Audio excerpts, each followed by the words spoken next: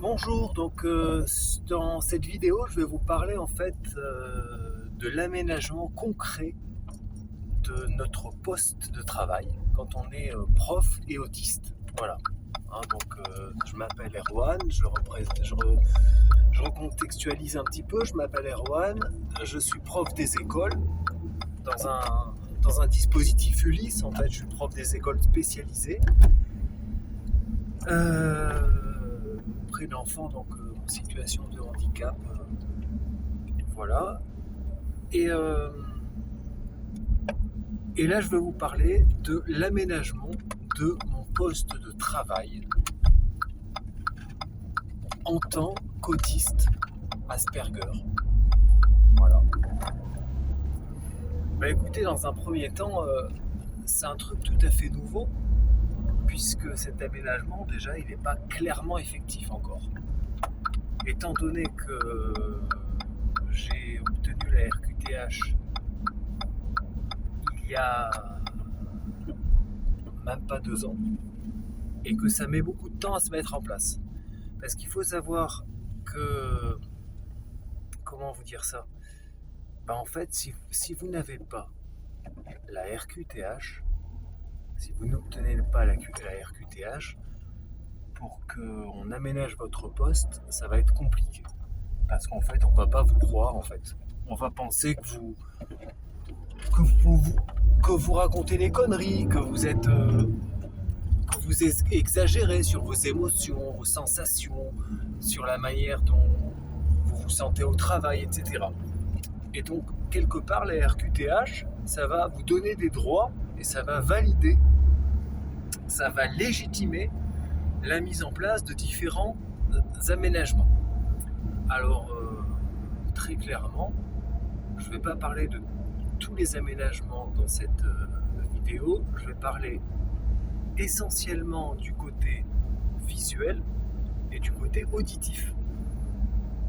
On verra tout le reste dans plusieurs autres vidéos. Je pense que ça fera 2 ou 3, au moins 3 vidéos.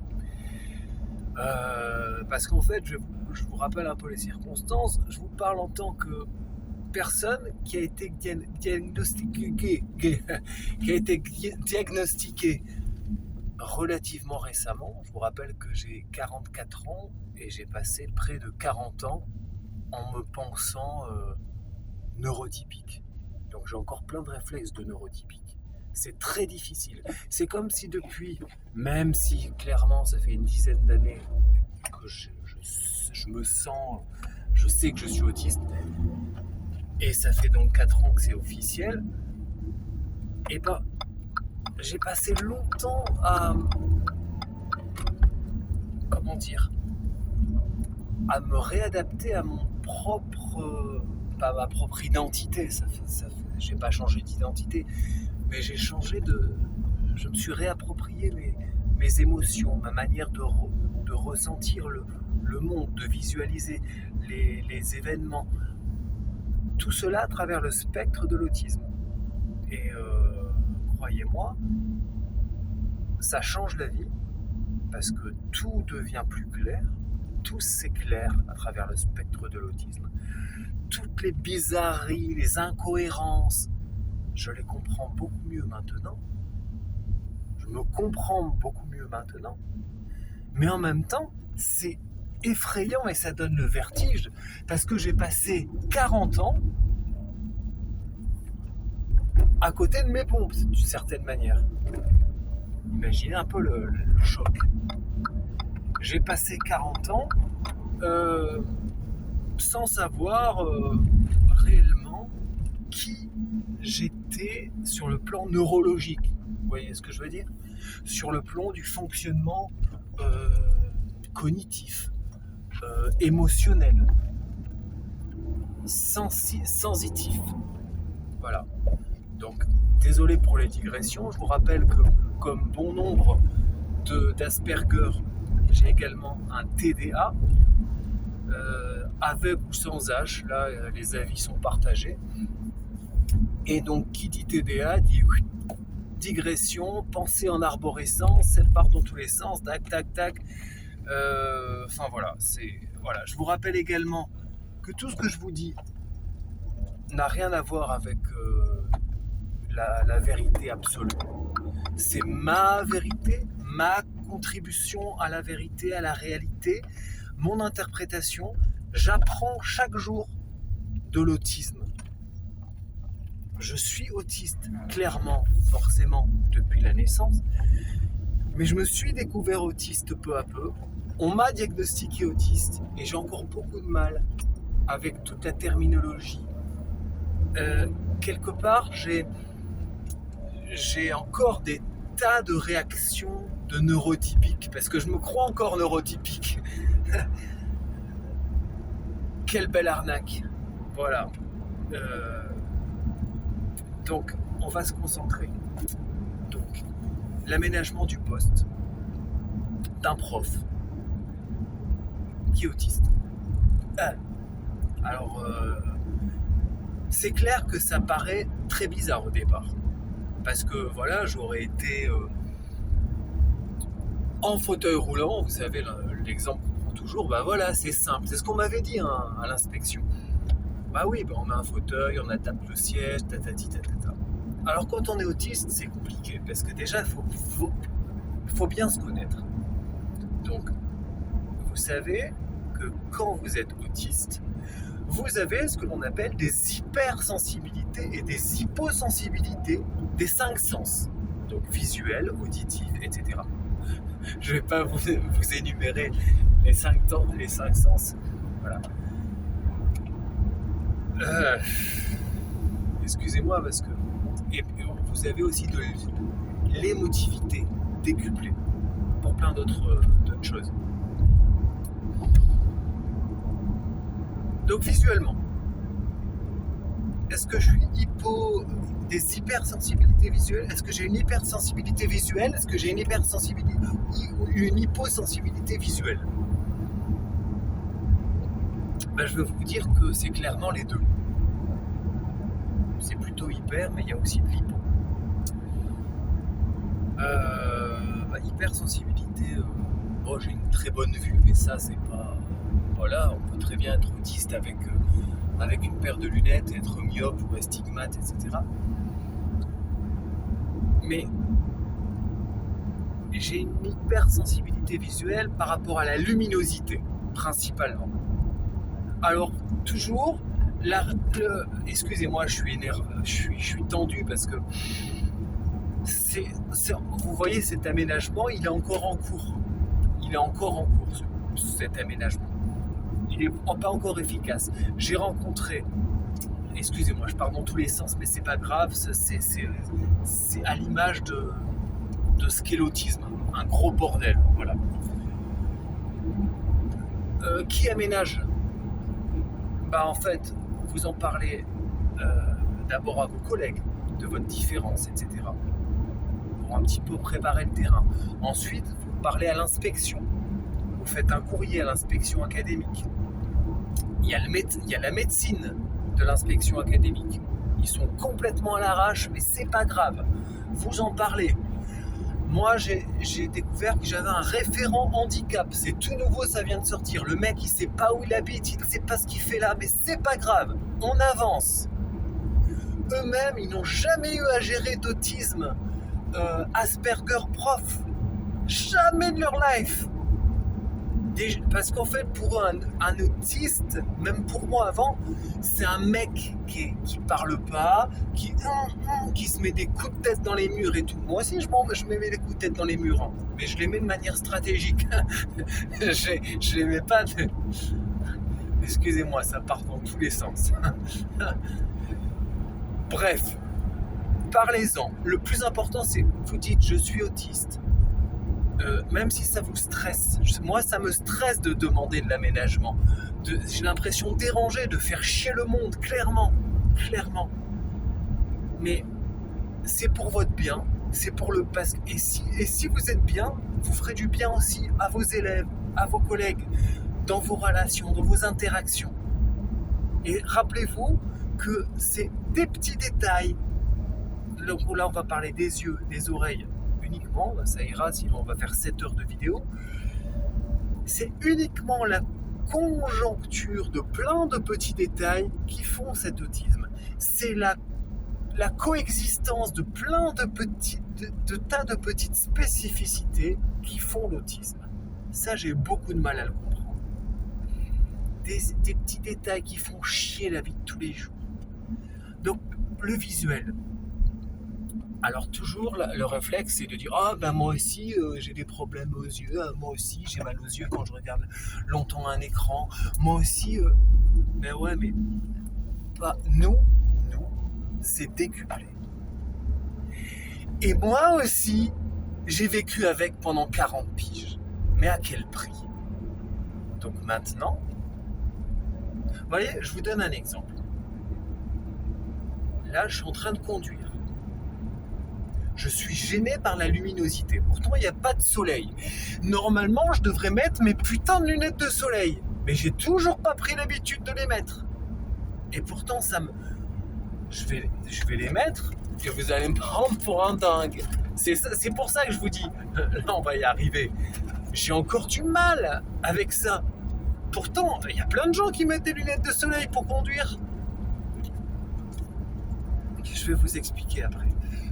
Je vais faire ça avec mes lunettes de soleil, putain. Donc voilà. L'avantage des autistes qui sont, non-verbaux et qui ont une déficience, c'est qu'ils se battent les cacahuètes. Genre voilà, j'irai comme ça au taf, normalement, boulot. Bonjour les enfants, vous allez vous asseoir, on va prendre les cahiers, tac tac, machin. Bref. Imaginez, je vais comme ça à l'école. Laisse tomber, ils me prennent pour un dingue. Ils me prennent pour un... C'est fou, hein. Tout ça parce que j'ai une putain de paire de lunettes sur les yeux. Bon, j'ai pas encore parlé de l'hypersensibilité visuelle. Alors, donc, voilà, là déjà, je suis beaucoup plus... Putain, j'ai pas encore l'habitude. Pourtant, j'ai une paire de lunettes dans ma voiture, une paire de lunettes... dans les... Parce que Alors bien sûr, Erwan, quand il était petit, il fermait les yeux beaucoup. Moi, je ferme les yeux régulièrement. Je ferme un œil comme ça souvent. Je suis comme ça souvent. Ça fait 40 ans que je fais ça, donc c'est dur de se défaire de ce tic. Quand je suis un peu fatigué comme ça, je ferme un œil comme ça. Mais pourquoi tu fermes un œil? Il ferme un œil, il est bizarre. Ah ben, je suis autiste, voilà. C'est tout. Et en fait, c'est plein de petits détails. Donc là, on est juste dans l'hypersensibilité visuelle. Donc en fait, bon, voilà, c'est pas compliqué à expliquer. Voilà, ça fait mal aux yeux, on a une hypersensibilité, c'est comme ça. J'ai fait des tests, etc. C'est clair, c'est écrit, voilà, il y a une hypersensibilité visuelle. Donc, comment aménager mon poste par rapport à cette hypersensibilité visuelle? Alors bien sûr, arriver avec des lunettes de soleil à l'école, c'est bidon ça. Non, régler la luminosité. Donc ils vont faire des interventions dans la classe, ils vont changer les ampoules, et soit mettre des ampoules à luminosité plus faible, parce que c'est des trucs qui t'arrachent les yeux là, soit trouver des sortes d'halogènes, des trucs pour régler l'intensité de la lumière. Et ça va être un truc de fou, parce que moi dans ma classe, les élèves ils arrivent, des fois j'éteins la lumière, je joue avec les volets et tout, c'est pareil, ils vont vérifier les rideaux s'ils sont relativement opaques, parce que la luminosité du jour encore, c'est pas la pire, parce que mais enfin voilà, excusez-moi, je suis très émotionné, j'allais dire. Putain, désolé. Hein. Ça part dans tous les sens. L'hyperactivité, c'est ça aussi. TDAH, des idées en vrac qui partent dans tous les sens. C'est épuisant. Donc, régler la luminosité, voilà. C'est d'autant plus important et d'autant plus utile que ce sera bénéfique également pour les élèves, parce que j'ai bien remarqué qu'eux aussi sont sensibles à la forte luminosité. Et c'est pas par hasard, beaucoup d'enfants qui ont une déficience cognitive, qui ont des soucis d'ordre neurologique, qui sont, on va dire, neuro-atypiques, pour englober un peu tout le monde, ont également des soucis avec la luminosité. Voilà. Et ça joue beaucoup sur la fatigue, mais même chez tout le monde, chez les personnes ordinaires, ça joue également. Mais chez nous, les autistes, c'est décuplé. Voilà, la luminosité. C'est... voilà. Par rapport au visuel également, un truc très... Je suis sensible à plein de petits détails visuels, les couleurs, les nuances de couleurs, Alors vous allez me dire, ouais mais c'est bidon, ça sert à quoi? Bah, en fait, j'ai besoin de support visuel. Vous allez savoir où je veux en venir. Vous savez, les autistes, je reviens souvent aux autistes non-verbaux, aux autistes, on va dire canneurs. C'est pas pour opposer Asperger et Canner. D'ailleurs, on ne les oppose plus maintenant, on met tout dans le même panier. Mais souvent, ça permet ça permet d'avoir une vision un peu plus intense et grossissante, j'aime pas dire ça, mais de l'autisme. Bah, les autistes canneurs, non-verbaux, on utilise des pictogrammes pour que ce soit plus explicite. Bah, moi, c'est pareil, en fait. Je me suis rendu compte que dans ma tête, j'avais des tas de pictogrammes. Je travaillais avec plein d'images mentales, plein de logos, plein de trucs comme ça. Donc du coup, alors le but c'est pas de fatiguer mes collègues et de leur demander un surplus de travail, déjà qu'ils galèrent avec leur propre classe, etc. Si en plus ils ont un collègue autiste, oh là là, le boulet, bah ouais, j'ai l'impression d'être un boulet. Mais je ferai aussi une vidéo pour vous montrer les différents avantages et les bénédictions qu'un autiste peut apporter dans le travail auprès de ses collègues. Quel éclairage il peut apporter auprès de ses collègues. Là, je vous parle de l'handicap, donc c'est pas très marrant. Donc voilà, demandez à ses collègues de communiquer par pictogramme. Tout ça, c'est écrit. Hein. J'ai un document qui dit « Monsieur a besoin que l'éclairage soit comme ci, comme ça. Monsieur bip bip, on va m'appeler bip bip, a besoin que ses collègues s'expriment plus clairement par le biais de pictogrammes lorsqu'ils envoient un mail. » Je suis très visuel, donc on n'est pas dans l'oral, mais plus dans la lecture de texte. Quand ils envoient un mail, que l'intitulé du mail soit bien précis, qu'il y ait une petite image, un petit logo. S'ils peuvent, bien sûr, dans la mesure du possible. Je suis pas un malade. J'ai vécu 40 ans sans. Donc pourquoi faire avec maintenant? Ça, c'est la question que je me pose encore tous les jours. Bah, pour éviter de péter les câbles. Parce que ça, plus ça, plus ça, plus ça fait péter les câbles. Voilà. Donc, régler la luminosité par différentes manières. Régler la luminosité des écrans quand vous utilisez des écrans dans votre classe également. C'est très important. Utiliser des rideaux. On est toujours dans la luminosité, d'accord. Utiliser des pictogrammes. Là, on est dans le visuel. Hein. C'est pas fini pour le visuel. Ah, excusez-moi, je suis... C'est waouh, punaise, je pensais pas que ça allait m'atteindre à ce point-là. Hein. Je me suis dit, je vais faire une petite vidéo, la vue, les oreilles, et bah, c'est tout en fait, c'est la vie quoi, c'est l'essence quoi. C'est un truc de ouf. Punaise.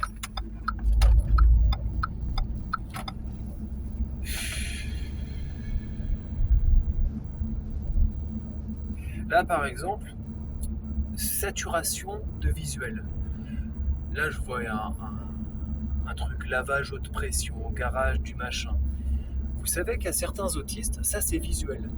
Hypersensibilité visuelle. Bah ouais. En fait, je vous explique. Il y a plein d'autistes pour qui vivre dans une grande ville, notamment à Paris, est un calvaire. Parce que quand ils prennent le métro, ils sont saturés d'informations visuelles. Et ils se sentent obligés de tout lire en même temps. Moi, c'est pareil. Là, je vais avoir des trucs, panneaux, et du coup, c'est un truc de dingue. Ça rend dingue. Parce qu'en fait, on est saturé de plein d'informations, c'est dès le passage, machin, Là, c'est rien, je suis à la campagne, il n'y a pas de souci, mais je me tape tous les panneaux quand même, malgré tout. Et donc, les personnes qui sont dans les grandes villes, avec des tas de panneaux, et ben, ils sont noyés. Donc, au niveau des affichages dans la classe, vous avez vu comme je rebondis, je reviens toujours. Au niveau des affichages, pas trop de trucs, sinon c'est impossible, on pète un câble. Pareil pour les enfants en situation de handicap cognitif. Trop d'affichage dans la classe, on est noyé. On ne sait plus où donner de la tête. Il faut que les supports visuels, c'est d'ailleurs les supports visuels que je donne à mes élèves, c'est les mêmes. Ils soient clairs, lisibles, ils soient aérés, il n'y ait pas de couleurs trop violentes non plus. Vous voyez, il y a une forme d'esthétisme. Je suis très attaché à l'esthétisme. C'est pas un caprice, c'est pas une manie. C'est pas très longtemps j'ai cru qu'il y avait de ça, mais pas du tout. C'est juste pour être plus en phase avec moi-même, plus équilibré, plus heureux quelque part. Et donc, voilà, saturation. Là, je viens de me voir là, dans la vidéo avec mes lunettes, je me fais flipper en fait. J'ai l'impression d'être un mafieux en cavale, au volant d'une voiture volée. Je sais pas, bref. Donc voilà. Les informations visuelles sont très très très importantes, à la fois parce que c'est la source numéro 1 des informations qu'on prend, et pas on les prend aussi par l'oreille, mais on en parlera après. Et donc il faut qu'elles soient claires. Donc pour cela, il y a une chose très importante, c'est que moi j'organise mon petit monde de prof à travers des codes, couleurs, que j'attribue en fonction des matières que je travaille. Je ne vais pas vous rentrer dans je ne vais pas vous faire l'affront, pas l'affront, mais vous fatiguer à vous détailler la manière dont je prépare mes cours et la pédagogie que j'utilise, mais j'utilise beaucoup de codes couleurs. Et pour cela, j'utilise tout simplement une imprimante couleur. Et des fois, je claque 70 € en une semaine. Ouais, 70 € en une semaine. Parce que j'imprime des tas de trucs. Et ben, ça a un coût. Et ben, ce qu'il me faut, c'est une imprimante dans ma classe. Voilà. Aménagement numéro 2. Une imprimante dans la classe de Monsieur Bip Bip. Ouais, il veut une imprimante dans sa classe. C'est un caprice. Aussi, j'ai besoin d'une imprimante. Eh ben ouais. En fait, je vous explique. Dans l'IME où j'étais, les années précédentes, en fait, il y avait une imprimante dans la classe, une imprimante couleur. Et je travaillais, tac, ça se posait pas. Là, dans la classe où je suis, il n'y a pas d'imprimante. Il y a la photocopieuse en bas, qui n'est pas une photocopieuse couleur, c'est une photocopieuse noir et blanc. Et en fait, du coup, en fait, ça me convient pas du tout. Ça me convient pas du tout. Donc du coup à la maison j'imprime des tas de trucs en couleur, à la fois pour moi, pour me repérer, et à la fois pour les élèves. En fait j'essaie toujours de me rassurer, de me justifier en me disant ça servira également pour les élèves. Dans les faits ça va servir pour les élèves. Là l'imprimante, c'est bientôt que je vais l'avoir dans ma classe. Donc c'est super. Mais c'est vital en fait. Je travaille comme ça. Sinon, ma vie n'a pas de sens. C'est même pas que je fais exprès d'employer ces termes-là, mais ma vie de prof n'a pas de sens. Ma vie n'a pas de relief. Ma vie est complètement fade. Elle est dépourvue de couleurs, nuances de gris. C'est ridicule, c'est minable, c'est dégueulasse, c'est glauque, c'est affreux. Voilà. Donc visuellement, comment dire ça? Je pense que finalement je vais faire une vidéo uniquement sur le visuel. Parce que je vais faire une pause après, sinon je vais... Voilà. Pour terminer, pour résumer, aménager le poste d'un autiste sur le plan visuel. Il doit avoir des repères couleurs. Des repères couleurs. Des consignes claires, pictogrammes, machin. Pas trop de surcharge non plus. Pas une luminosité de psychopathe. Des écrans adaptés. Ça fait de la thune, ça, hein, messieurs, dames. Hein. Eh ouais. Bah ouais, mais bon. Moi, je pense, c'est pas je pense, je commence à comprendre qu'il faut placer la barre le plus haut possible pour essayer de viser des trucs à peu près corrects. Et dites-vous que c'est pas des caprices, c'est juste pour votre bien, pour vous respecter et pour commencer à comprendre qui vous êtes et à habiter votre autisme. Habiter votre autisme. Intégrer votre autisme. En plein hiver, un mec qui conduit avec des lunettes de soleil et qui réalise qu'en fait ça lui fait du bien, c'est très bizarre finalement. Et en même temps, c'est tout à fait normal par rapport aux spécificités que l'on a. Je vais m'arrêter là, c'est un peu fouillis, un peu brouillon. Ouais, je vais m'arrêter là. Donc concrètement, les aménagements, c'est ça. Changer la lumière, changer ou adapter la lumière, adapter les écrans, adapter les supports visuels, et puis voilà, c'est déjà pas mal. C'est déjà pas mal. Il y aurait d'autres trucs à rajouter. Un des aspects aussi de l'autisme, c'est l'incapacité de synthétiser, l'envie de vouloir aller à verser dans une forme d'exhaustivité. C'est à la fois un avantage et un inconvénient. Voilà. Effectivement, je comprends mieux. Je l'ai déjà dit, mais pourquoi les autistes non-verbaux qui sont déficients s'en battent les cacahuètes, ils ont des lunettes de soleil tout le temps, il y en a la plupart, au moins tac, lunettes de soleil, casque, me cassez pas les trucs, je suis dans mon monde, et voilà. Après c'est dur, là j'oserais, là c'est bête, hein. Je vais sortir respirer, j'ose pas sortir comme ça avec mes lunettes de soleil, parce qu'on va me regarder, et je vais être sensible également au regard. C'est foireux, hein. C'est vraiment foireux. L'autisme, c'est à la fois rien du tout et à la fois tout. C'est une vraie saloperie par moment, l'autisme. Je suis vraiment désolé de dire ça, c'est une vraie saloperie. Chaque jour, je me rends compte à quel point c'est envahissant, à quel point ça prend tout notre être. Ça part des yeux, ça prend tous les sens, ça prend les yeux. Là, il y a des gens qui passent, je capte leur énergie, c'est... Bon, j'aurais parlé du poste de l'adaptation pour les... Bon, bref, vous avez compris.